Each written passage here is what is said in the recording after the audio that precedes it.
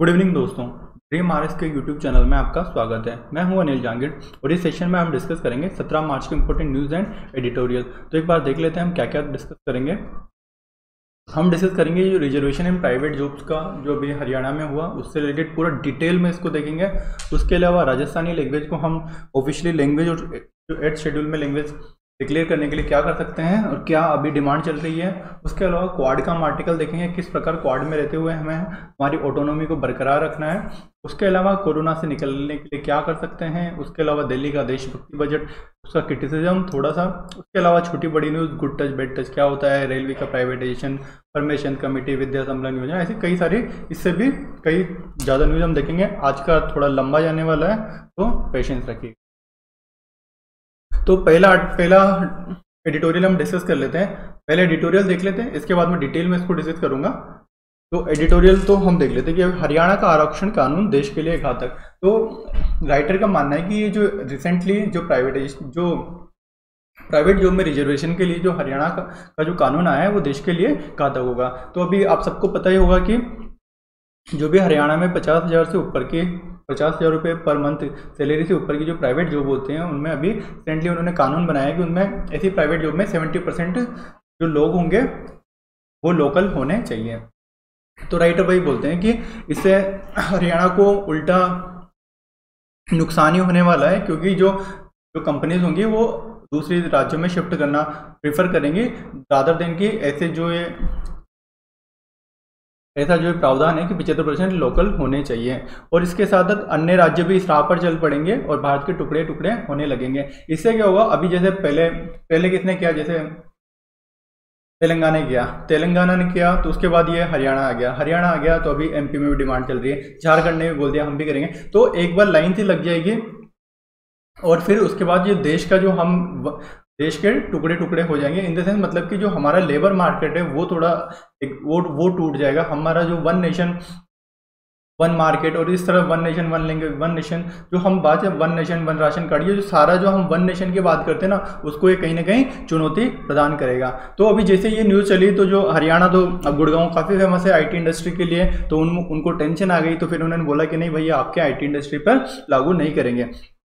लेकिन भाई क्या आईटी वालों को छोड़ने से काम चल जाएगा? नहीं भाई, देखो कई सारी कंपनियां होती हैं, सिर्फ आईटी नहीं, कई सारी ऐसी कंपनीज होती हैं जिनमें स्किल वर्कर की जरूरत पड़ती है। मतलब उनमें कहीं दूसरे राज्य से वर्कर आएंगे तो फिर क्या होगा। तो फिर इन्होंने बोला कि चलो ठीक है, अगर ऐसा कुछ होता है तो हम कोई अथॉरिटी बना देंगे, आप आवेदन करो कि हाँ भाई देखो हमको बाहर से लाने पड़ेंगे, हम आपका जो लॉ है उसे कंप्लाई नहीं कर सकते। तो फिर वही तो मतलब प्रोविजन है कि आप अप्लाई कर सकते हो। लेकिन इससे क्या होगा, इससे तो देरी हुई ना। कंपनी को अगर एक्सपेंशन करना होगा तो उसमें देरी होगी, उसको परमिशन लेनी पड़ेगी कि भाई हम वहां से रिक्रूट करना चाहते हैं दूसरे स्टेट से, वो लाएं। करप्शन होगा, इंस्पेक्टर बोलेगा नहीं आप फर्जी झूठ बोल रहे हो, है ना, लाइसेंस राज वापस से आ जाएगा। तो ये उल्टा जो हरियाणा गवर्नमेंट इतना जो प्रमोट करने के लिए इतने सारे एफर्ट मान रही है, लाल फीताशाही खत्म करने को, ईज ऑफ डूइंग बिजनेस बढ़ाने को, तो ये तो उल्टा हो गया ना कि अब उल्टा जो लाइसेंस राज वापस से आ जाएगा। और क्या नुकसान होंगे? सबसे बड़ा नुकसान ये है कि अगर इन्होंने बोल दिया कि 75% हरियाणवी होने चाहिए, अब कैसे पता चलेगा कि हरियाणवी कौन होते हैं? तो एक किस्सा तो मैं आपको सुना देता हूँ। ऐसे एक बार दिल्ली में जा रहा था तो फॉर्च्यूनर में से पीछे से आवाज आई मुझे, है ना, कि हेलो हेलो ओए ताऊ साइड में हट जा। मेरे को नहीं, किसी को बोल रहा था। मैंने पीछे देखा यार फॉर्च्यूनर आ रही है ना, अंदर माइक पे लोंडा बोल रहा है और बाहर स्पीकर लगा हुआ है। गजब। मैंने कहा ये होते हैं हरियाणवी ठाट बाट। चलो प्रेजुडाइज नहीं है, कोई मजाक था। तो अब कैसे पता चलेगा कि हरियाणवी कौन होता है? अगर किसी के पेरेंट्स, अब हरियाणा जो एनसीआर वाला रीजन है ना पूरा इंटीग्रेटेड रीजन है, तो कोई पंजाब, किसी के माता पंजाब से हो सकती है, किसी के पिता दिल्ली से हो सकते हैं। तो फिर इन सब में कैसे डिसाइड होगा कि कोई हरियाणवी कैसे है? तो इसका कोई क्राइटेरिया नहीं है। तो फिर वही राज्य के अधिकारी लोगों से हरियाणवी होने का सबूत मांगेंगे, जिसके पास डॉक्यूमेंट नहीं होंगे फिर वही असम वाला हाल हो जाएगा। तो ये क्या जा रहा है, ये एक स्टेट वाइज एनआरसी हो रही है। जैसे हमने देखा कि असम में एनआरसी हुई तो कितने लोगों को, लगभग 17-18 लाख लोगों को बाहर जाना पड़ा और अभी तक उन पर कोई निर्णय नहीं लिया गया है। तो ये तो स्टेट वाइज एनआरसी का स्टार्ट हो गया, कल फिर दूसरे राज्य भी करेंगे। तो ये तो हमारे इंटीग्रिटी के अगेंस्ट हो जाता है। थोड़ा सा अगेंस्ट नहीं बोलूंगा, लेकिन थोड़ा सा क्रिटिसिज्म ये है इसका कि स्टेट वाइज एनआरसी का मेजरली क्रिटिसिज्म ही हो रहा है, कुछ लोग फेवर कर रहे हैं। उसके अलावा ये हम डिस्कस ही कर चुके हैं कि जो हमारे प्रधानमंत्री जी का जो सपना है एक भारत का, उसके ये अगेंस्ट है, क्योंकि जिस तरह से हम जीएसटी लेके आए तो वो यही था ना कि वन मार्केट वन टैक्स होना चाहिए। एग्रीकल्चर जब ई नाम लॉन्च किया तब भी हमने ये बोला कि वन नेशन वन मार्केट होना चाहिए, one nation one ration card होना चाहिए। तो इस तरह की चीज़ें जो हमारे एक भारत को, जिसमें हमारे एक भारत हो, जो हमारा राइट टू मूवमेंट है उसको प्रैक्टिकली हम अप्लाई कर सके, तो उसके ये अगेंस्ट है। अगला नुकसान क्या है, ये आरक्षण कानून जो हमारे प्रवासी जो माइग्रेंट होते हैं उनके कामगारों के लिए खतरनाक होगा। आप सबने किससे सुने होंगे कि मुंबई में आज शिवसेना ने बिहारी लोगों को पीटा, अरे ये सब कॉमन है वहाँ पे, है ना। तो अगर इस तरह से होगा तो इस तरह से जो समाज में अशांति फैल जाएगी आपस में, है ना। वो जो जैसे कोरोना से कुछ पहले गुजरात में भी ऐसा कुछ केस हुआ था कि वहाँ पे भी जो लोकल यूपी वाले लोग थे वहाँ पे भी अटैक हो गए थे, तो वो अब भी भाग के चले गए थे। इस तरह के केसेस हम पढ़ते रहते हैं, सुनते रहते हैं। तो ये एक तरह से जो प्रवासी नागरिक, जो प्रवासी कामगार होते हैं उनकी सिक्योरिटी को भी नुकसान पहुंचाता है। जबकि हमने हमारे इकोनॉमिक सर्वे शायद 2017-18 में भी यही बोला है कि 2 इंडिया है हमारे पास, एक इंडिया जहाँ पर लेबर की कमी है, एक इंडिया जहाँ पर लेबर अबंडेंट है। तो लेबर का मूवमेंट होना तो जरूरी है। तो ये माइग्रेंट का तो काफी इंपॉर्टेंट रोल होता है एक स्टेट के डेवलपमेंट में। तो लेकिन इस तरह से होगा तो जो लोकल लोग होते हैं उनमें माइग्रेंट के प्रति घृणा पैदा हो जाती है। तो ये हमारे देश की एकता और अखंडता को नुकसान पहुंचाते हैं। तो प्रवासी कामगार मेरे राज्य में विदेशी बन जाएंगे। तो मतलब पर्टिकुलर लोग उसको इस तरह देखेंगे। अब मतलब जैसे राजस्थान में अगर हम लागू कर दें तो अगर कोई मान लो बिहारी आएगा तो लोकल लोग ऐसे देखेंगे, अरे यार तो बिहार से बिहार, मतलब इन द सेंस उनको फीलिंग ये आएगी कि ये विदेशी एलियन फीलिंग आने लग जाएगी कि यार ये हमारा रोजगार खा रहे हैं। तो ये तो अगेंस्ट हो जाएगा। यह कानून न सिर्फ आर्थिक नुकसान देगा बल्कि सामाजिक अशांति भी बढ़ाएगा। ये मैंने आपको समझा दिया। तो राइटर यही बोल रहे हैं कि अब टाइम आ गया है कि जो कानून है, सुप्रीम कोर्ट है, उसको गैर कानूनी घोषित कर देना चाहिए। किस बेसिस पे कर देना चाहिए भाई? आर्टिकल 14 लो आप, राइट टू इक्वलिटी, सभी को समानता का अधिकार है। उसके अलावा आप ले लो कि हमारा ये आर्टिकल 19 ले लो कि नागरिक को देश में कहीं भी कार्य करने का अधिकार है ना, उसमें है ना राइट टू प्रोफेशन, हम कहीं भी कोई भी कार्य कर सकते हैं। उसके अलावा राइट टू मूवमेंट ले लो, आर्टिकल 16 ले लो आप, और आर्टिकल डिस्क्रिमिनेशन वाला ले लो कि आप डिस्क्रिमिनेशन नहीं कर सकते, वो खैर गवर्नमेंट जॉब में तब भी, लेकिन हम नहीं कर सकते। तो आर्टिकल 14 का वायोलेशन हो गया, 16 का वायोलेशन हो गया, आर्टिकल 19 का वायोलेशन हो गया। सॉरी मैंने तेलंगाना बोला था I guess, sorry. Andhra Pradesh ने ऐसा ट्राई भी किया था। अब ये ट्राई क्यों करते हैं? इनको पता है, तो वहाँ के हाईकोर्ट ने बोला था कि ये अनकॉन्स्टिट्यूशनल हो सकता है ना, तो लेकिन अभी तक ऐसा डिक्लेयर नहीं किया गया है।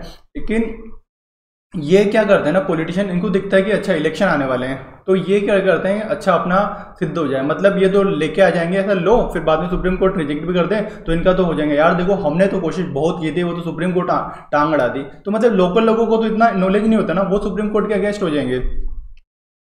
तो ये इस तरह दिखाते हैं अपना जो पॉलिटिकल पर्पस होता है उसको सोल्व करने के लिए, जो रियल इश्यूज होते हैं उनसे भागने के लिए। रियल इश्यूज क्या है कि आप एम्प्लॉयमेंट जनरेट नहीं कर पा रहे हो, आप स्किल नहीं दे पा रहे हो, आप एग्रीकल्चर में डिस्ट्रेस है उसको एड्रेस नहीं कर पा रहे हो, इसके लिए तो लोग दूसरे क्षेत्र में जा रहे हैं रोजगार के लिए। तो ये जो हमारे जो कोर इश्यू है उनसे ध्यान भटकाने के लिए ऐसे स्टेप लिए जाते हैं। तो अब वही है, हरियाणा आंध्र प्रदेश के बाद अब झारखंड ने भी इसकी शुरुआत कर दी है। तो ये हमारे लिए आत्मघाती कानून है।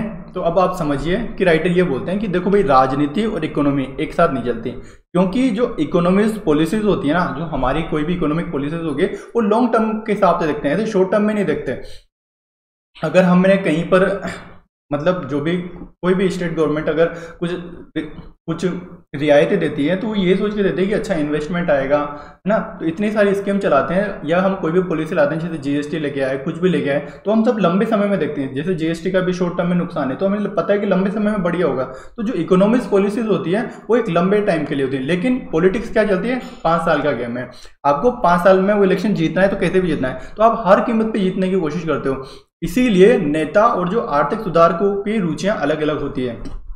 इसीलिए जो हमारे पॉलिटिशियन हो गए या जो इकोनॉमिस्ट हो गए, जो रिफॉर्म लाना चाहते हैं, उनके जो आपको इंटरेस्ट है ना उसमें डिफरेंस आपको दिखने को मिलेगा। जैसे ये एनटी रामाराव का बात करते हैं कि इन्होंने 1 रुपये प्रति किलो के चावल के हिसाब से वादा किया और आंध्र प्रदेश का जो खजाना है वो खाली कर दिया। इसी प्रकार से पंजाब में क्या है, मुफ्त पानी मुफ्त बिजली, इसी से राज्य को रेवेन्यू लॉस हो रहा है। तो ये जो राज्य, हम बार बार बात करते हैं कि स्टेट का रेवेन्यू घट रहा है, स्टेट का रेवेन्यू घट रहा है। भाई आप काम में से करते हो ना, आप पॉपुलिस्ट मेजर इतने अपना रहे हो तो आपका रेवेन्यू घटेगा नहीं तो क्या होगा? तो ये जो बेमेलपन हमें दिखता है जो नेताओं और आर्थिक सुधारकों की रुचियों में, ये थोड़ा सा लोकतंत्र में मुश्किल है। इसका एक बैलेंस बनाना बड़ा जरूरी है। और फाइनली राइटर यही बोलते हैं कि जहां तक लोगों को इससे नुकसान का एहसास होगा, कानून लागू कर चुनाव जीतने वाले नेता जा चुके होंगे। मतलब चलो ये बीजेपी इनकी गवर्नमेंट जीत भी जाती है, अगली बार क्या पता फिर 10 साल अगले 5 साल बाद वो जीतेंगे या नहीं जीतेंगे, लेकिन जो ये एक बार आ गया ना एक्ट, इससे जो नुकसान होगा, जो समाज में अशांति फैलेगी, या जो वहां से जो इन्वेस्टमेंट आने वाला था, जो वहां से प्राइवेट कंपनियां वो दूसरे स्टेट में जाके शिफ्ट होगी, तो उल्टा उन्हीं का रोजगार कम होगा। तो ये सारे नुकसान का इनको लोगों को जब तक समझ में नहीं आएगा तब तक बहुत देर हो चुकी होगी। तो ये हमने डिस्कस कर लिया आर्टिकल। अब चलते हैं मेरे नोट्स पे। तो लोकल रिजर्वेशन प्राइवेट जॉब, तो देख ही लिया, आंध्र प्रदेश ने बोला कि हम 75% को देंगे, है ना। और ये हमारे इंडिया में पहला स्टेट ऐसा जब बना था जिसने ऐसा बोला था कि हम प्राइवेट सेक्टर में रिजर्वेशन लेके आएंगे। लेकिन उन्होंने ये प्रोविजन था, उनका जो आंध्र प्रदेश का एक्ट था, उन्होंने बोला कि अगर आपके इंडस्ट्रियल यूनिट है, आप बोलते हो कि हमें स्किल्ड वर्कर नहीं मिलेंगे तो क्या करेंगे, तो भाई ठीक है, दोनों मिलके ट्रेन करेंगे। तो मतलब कुछ जो आंध्र प्रदेश गवर्नमेंट है वो जो इंडस्ट्रियल सेक्टर है उसके साथ मिलकर युवाओं को ट्रेनिंग करेगी, ताकि जो प्राइवेट कंपनियां हैं उनको स्किल्ड वर्कर मिल सके, ताकि उनके पास बहाना नहीं मिले कि हम स्किल्ड वर्कर के लिए दूसरे स्टेट से हमें आदमी बुलाने पड़ रहे हैं। तो ये तो इन्होंने प्रोविजन किया था। ऐसा प्रोविजन एक महाराष्ट्र में भी, महाराष्ट्र में 2008 का एक रेजोल्यूशन है गवर्नमेंट का, वो ये बोलता है कि अगर कोई इंडस्ट्री है, अगर वो कुछ भी कंसेशन इंसेंटिव ले रही है, मतलब कि उसको जैसे 50% रियायत पे जमीन दे दी, है ना, बिजली के बिलों पर 10% छूट दे दी, तो इस तरह की अगर कुछ रियायतें मिलती हैं तो उस कंपनी की, उस इंडस्ट्रियल यूनिट की जिम्मेदारी बनती है कि जो 50% जो जॉब होंगे ना वो लोकल के लिए होंगे सुपरवाइजरी रोल में, और 80% नॉन सुपरवाइजरी रोल में। मतलब नीचे के जो छोटे मोटे होते हैं उनमें 80% लोकल होने चाहिए, थोड़े मिडिल क्लास वाली जॉब में 50% होनी चाहिए, अपर का इन्होंने कुछ नहीं बोला। तो ये 2008 का रिजोल्यूशन है, और महाराष्ट्र भी इस तरह की बातें करता रहता है कि हम भी ऐसा कुछ लाएंगे। रिसेंटली हरियाणा ले आया है, झारखंड भी बात कर ही रहा है, कर्नाटका में चलता रहता है, MP में चलता रहता है, महाराष्ट्र, गुजरात, सब जगह ये चलता रहता है। तो ये स्टेट गवर्नमेंट बोलती क्यों है भाई, इनको कहाँ से ये मतलब लॉजिक क्या लगाते हैं? तो ये लॉजिक ये लगाते हैं, देखो भाई हमारा लेजिटिमेट राइट है कि हम प्राइवेट सेक्टर को बर्डन शेयर करने के लिए बोल सकते हैं। देखो भाई, हम आपको, ये स्टेट गवर्नमेंट का लॉजिक ये होता है कि देखो हम प्राइवेट सेक्टर, आपको है ना कम कीमत पे जमीन दी, कम कीमत पे बिजली दी, आपको सड़कें बना के दी, आपको पानी की सुविधा दी, इतना सब किया, हमने आपका बर्डन झेला, तो आप हमारा बर्डन नहीं झेल सकते हैं? तो ये बोलते हैं कि देखो भाई हमारा लेजिटिमेट राइट है आपसे कुछ पूछने का, हम आपको कुछ दे रहे हैं, बदले में आप भी हमें दो, हमारे लोकल्स को रोजगार दो, हम ये बदले में आपसे चाहते हैं। दूसरा कि देखो जब राइट टू एजुकेशन आया था तब शुरू में प्राइवेट स्कूल में ये एप्लीकेबल नहीं था, तब भी यही बोलते थे कि भाई प्राइवेट स्कूल में कैसे राइट टू एजुकेशन हो सकता है ना, तो कि लोकल वो मतलब वहाँ पे नहीं होना चाहिए 25%, इस तरह के कुछ आर्गूमेंट दिए गए थे राइट टू एजुकेशन के टाइम पे। तब भी सुप्रीम कोर्ट ने डिक्लेयर किया था कि ठीक है, प्राइवेट जो स्कूल होते हैं उनमें भी राइट टू एजुकेशन लगेगा। तो यहाँ पे भी उस तरह का कुछ आर्गूमेंट दिया जा रहा है। उसके अलावा पॉलिसी ऑफ नेटिविज्म, मतलब जो हम बोलते हैं ना सन ऑफ सोइल, कि हम यहाँ के पैदाइश हैं, हमारे स्टेट का डेवलपमेंट हो रहा है, तो हमारे लोगों को यहाँ पर पहले रोजगार मिलना चाहिए।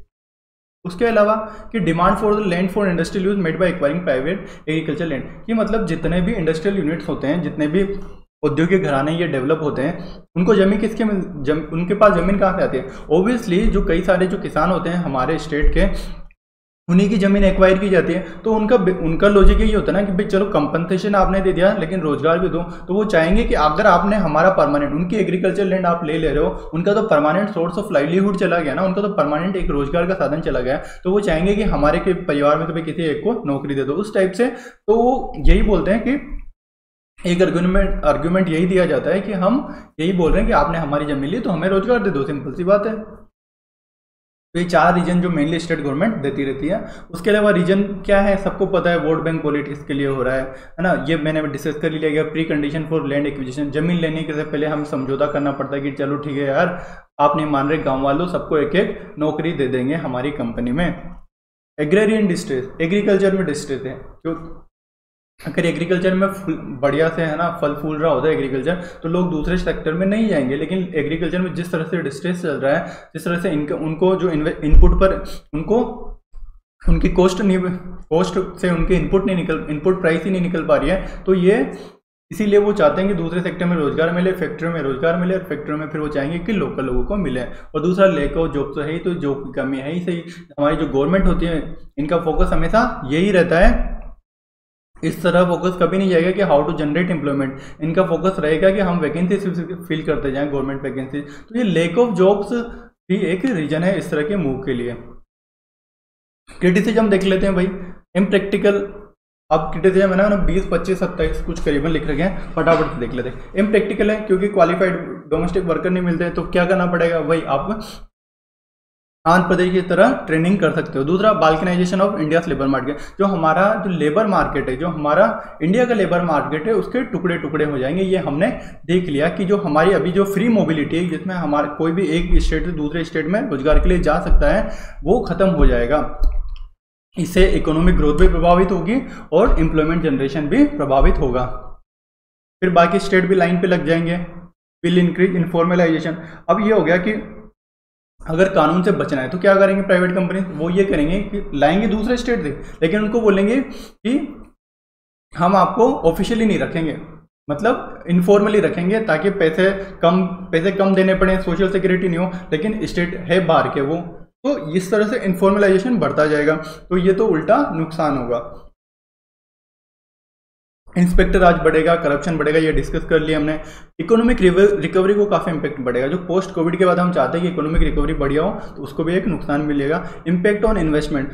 अगर इस तरह के लेबर रेस्ट्रिक्शन लगाएंगे, जो फ्री मार्केट प्रिंसिपल, जो हमारा कि मुक्त मार्केट होना चाहिए, मुक्त बाजार होना चाहिए, उसके जो प्रिंसिपल है उनके अगेंस्ट है, क्योंकि लेबर का मूवमेंट भी फ्री होना चाहिए। ये फ्री मार्केट का सबसे बड़ा प्रिंसिपल है। तो इससे उल्टा होगा कि कंपनियां दूसरे स्टेट में जाना प्रेफर करेंगे। कॉम्पिटिटिव फेडरलिज्म, तो यही होगा कि कंपनियां दूसरे स्टेट में जाने लगेंगे। Increase compliance burden. कुछ अब ये कंपनियों पे इस तरह के आप कानून लाद दोगे तो उनको ऊपर कंप्लाई करने के लिए अलग से ऑफिसर बिठाना पड़ेगा कि भाई देखो 75% लोकल है या नहीं है, एक एक का नाम चेक करो, हरियाणवी है या नहीं है ना। तो इस तरह के कंपनियों पे ईज ऑफ डूइंग बिजनेस नहीं हुआ, उनके ऊपर तो उल्टा रेगुलेशन बढ़ गया। जबकि हम क्या देख रहे हैं, लेबर कोड हो गए हमारे, या जितने भी कई सारे जो स्टेप लिए जा रहे हैं वो किस लिए लिए जा रहे हैं कि कॉम्प्लाइंस बर्डन कम हो। सबको ऐसा बहुत सेल्फ सर्टिफिकेट का बात करते हैं हम बार बार कि आप अपने हिसाब से सर्टिफिकेट दे दो, कोई चेक करने नहीं आएगा, फेसलेस सब कुछ होगा। तो ये तो उल्टा इनके ऊपर कॉम्प्लाइंस बर्डन बढ़ जाएगा। और क्या होगा, सारे स्टेट का जो लेबर मार्केट है वो प्रभावित होगा। ये हमने देख लिया। Lake of consultation. Lake of consultation ऐसा है ना कि अगर आप कुछ बड़ा सा डिसीजन ले रहे हो, अब ये ऐसा डिसीजन है वो कि सारे जो इंडस्ट्री है हरियाणा की उसको इम्पेक्ट करता है, तो आपको कायदे से होना चाहिए कि आप पब्लिक पॉलिसी को आप जो पॉलिसी आप लो लाने वाले हो उसको पब्लिक में रखो और सारे स्टेक होल्डर से आप सलाह लो कि क्या है। तो इस तरह का भी नहीं लिया गया, और ली गई तो काफी देरी से ली गई। Lacks time period for preparation. अब आपने बोल दिया कि ठीक है कल से है ना 75%, कुछ टाइम तो दो प्रिपेयर करने का। स्किल देने में भी टाइम लगता है कि वो काम सिखाने में, अगर आप बोलते हो कि हमारे लोकल को स्किल दे दो, भाई सिखाने में भी 5-6 महीने लगेंगे, तो अचानक से कुछ नहीं होता, थोड़ा सा टाइम देना चाहिए इस तरह के पॉलिसी इंप्लीमेंटेशन के लिए। एक्सपेंशन प्लान ऑफ, चलो छोड़ो आगे। Against the speed of free market, ये देख लिया हमने। क्वेश्चन ऑन कॉन्स्टिट्यूशनलिटी, संविधान पर आर्टिकल 16 हमने देख लिया कि ये पब्लिक एम्प्लॉयमेंट में क्रिटिसिज्म, पब्लिक एम्प्लॉयमेंट में डिस्क्रिमिनेशन नहीं कर सकते, तो प्राइवेट सेक्टर के लिए खैर बात अलग है। चलो आगे छोड़ो। स्टेट एबिडिकेटिंग इट्स रेस्पॉन्सिबिलिटी, वही हमने बात की कि स्टेट अपनी जो जिम्मेदारी है उससे भाग रहा है, क्योंकि स्टेट को सबको इक्वली अपॉर्चुनिटी देनी चाहिए, है ना। तो लेकिन इससे क्या कर रहा है कि स्टेट अपनी जिम्मेदारी से भाग रहा है, वो एम्प्लॉयमेंट जनरेट नहीं कर पा रहे, तो प्राइवेट सेक्टर पे बर्डन डाल रहा है कि आप लोकल लोगों को एम्प्लॉयमेंट दो। लेकिन कायदे से होना चाहिए कि उन्हें प्राइवेट जो कॉर्पोरेट सेक्टर है उन्हें ये बोलना चाहिए, उनको इतने इंसेंटिव दो कि वो और एक्सपेंशन करे, तो ऑटोमेटिक एक्सपेंशन होगा तो जॉब बढ़ेगी और वही लोकल लोगों को मिल जाएगी। कोर्ट डायरेक्टिव वो वायलेट करते हैं, क्योंकि इंदिरा साहनी जजमेंट में बोला हुआ है कि 50% कैप होनी चाहिए, इस पे तो इशू चल ही रहा है। Against meritocracy and reduce efficiency, मतलब जो काबिल है उसको रोजगार मिलना चाहिए, लेकिन यहाँ पे क्या हो रहा है, लोकल लोगों को मिल रहा है, अब भले से वो नाकाबिल हो। फ्रीडम ऑफ बिजनेस इंपैक्ट हो रहा है। इकोनॉमिक लॉस हो रहा है। इकोनॉमिक लॉस ऐसे हो रहा है कि मान लो बिहार का मजदूर आपके आगे 200 रुपये दिन में काम करके जा रहा है, लेकिन आप लोकल रिजर्वेशन, आपने पॉलिसी देगी कि लोकल लोग ही रिजर्वेशन करेंगे। अब लोकल लोग बोलेंगे हम 300 से नीचे काम नहीं करेंगे, तो भैया 100 रुपये ये तो इकोनॉमिक लॉस हुआ ना। अब आखिर इसके फिर दूसरे पर्सपेक्टिव भी होते हैं कि हाँ जो बिहारी मजदूर हैं उनका शोषण हो रहा है, वो बात अलग है, लेकिन यहाँ पर वेज लॉस भी हो रहा है, मतलब इकोनॉमिक लॉस हो रहा है due to high wages. International impact ये हमारी जो छवि है उसको खराब करेगा, against the spirit of competition, ये हम देख चुके हैं। कंक्लूजन में क्या बोल सकते हैं, हम यही बोल सकते हैं कि हमें इंसेंटिवाइज करना चाहिए इंडस्ट्री को, है ना, कि आप 100 रोजगार नए बनाओगे तो आप पर 10% लाइट का बिल माफ, आप 200 एम्प्लॉयमेंट और जनरेट करोगे तो आप पर ये नल का बिल भी माफ। तो मतलब इस तरह से इंसेंटिवाइज दो कि वो ज़्यादा से ज़्यादा जनरेट करें एम्प्लॉयमेंट। तो अब उन्हें आप ऐसे बर्डन मत डालो, आप उन्हें इंसेंटिवाइज करो कि आप इस तरह कुछ करो, अपना एक्सपेंशन करो, कुछ करो, कैसे भी करो, पर एम्प्लॉयमेंट बढ़ाओ, आपको छूट मिलेगी। तो ये बेटर तरीका है। और क्या कर सकते हैं हम कि जो इसकी वोकेशनल ट्रेनिंग और एजुकेशन किसकी जिम्मेदारी भाई, स्टेट की। तो कायदा ये बनता है कि जो स्टेट है उसको प्रॉपर एजुकेशन और स्किल ट्रेनिंग मिलनी चाहिए, ताकि जो उस स्टेट के लोग हैं उनके पास इतनी स्किल होनी चाहिए कि वो जो फ्री मार्केट है, वो बार बार बोल रहे हैं कि दूसरे स्टेट वाले आके हमारी जॉब खा जा रहे हैं। भाई क्यों खा जा रहे हैं, आप में क्वालिटी नहीं होगी, आप में स्किल नहीं होगी, तो आप पहले उस लेवल पे स्किल लाओ। तो स्टेट गवर्नमेंट को स्किल और एजुकेशन पे फोकस करना चाहिए। उसके अलावा एग्रीकल्चर में थोड़ा सा रिफॉर्म करो, थोड़े से अगर बढ़िया होता है तो लोग कम दूसरे सेक्टर में जाना पसंद करेंगे। लैंड एक्विजिशन है तो जिस तरह से जो अगर जमीन एक्वायर की जाती है तो पहले से एग्रीमेंट बना होना चाहिए कि किस तरह से कितनी जॉब देनी है, क्या नहीं देना है, अगर जॉब नहीं देनी तो कंपनसेशन थोड़ा ज़्यादा होना चाहिए। तो इस तरह के एग्रीमेंट भी होने चाहिए। और जो पॉलिटिशियन है उनको समझना चाहिए, थोड़ा एथिक्स देखना चाहिए भाई, उनको पता है कि ये संविधान में किसी ना किसी दिन इसको सुप्रीम कोर्ट नकार देगा, सिर्फ वोट जीतने के लिए आप इस तरह के कारनामे नहीं कर सकते हैं। तो वही जरूरत यही है कि इस तरह की जो हम नेटिविज्म की पॉलिसी ला रहे हैं इसके बजाय हमें ध्यान देना चाहिए कि सबकी स्किल बढ़े, इज ऑफ डूइंग हो, फास्टर ग्रोथ पे हम ज़्यादा ध्यान दें। जब ऑटोमेटिक ये सब चीज़ें हो जाएंगी तो ऑटोमेटिक काफ़ी सारी जॉब जनरेट होंगी। और उसके अलावा हम क्या कर सकते हैं, उल्टा हमें तो मैंने पहले भी बात की कि 2 इंडिया है, मतलब एक जगह पे तो लेबर की कमी है, एक जगह पे लेबर अबंडेंट है। तो हमें उल्टा कोऑर्डिनेशन होना चाहिए, किस तरह हम माइग्रेशन को प्रमोट कर सकते हैं। उसके अलावा जो अगर मान लो बिहार के मजदूर यहाँ आ रहे हैं, अगर मान लो राजस्थान में आ रहे हैं, राजस्थान गवर्नमेंट उनको बेनिफिट नहीं दे रही, तो हम किस तरह पोर्टेबिलिटी बना सकते हैं कि वहाँ की जो बिहारी लोकल स्कीम है उनका बेनिफिट यहाँ पे भी मिल जाए, हमारा बेनिफिट वहाँ पे भी मिल जाए। तो इस तरह के हमें तो उल्टा ज़्यादा करना चाहिए, ना कि इस तरह से जो लेबर मार्केट है उसको तोड़ना चाहिए इंडिया में।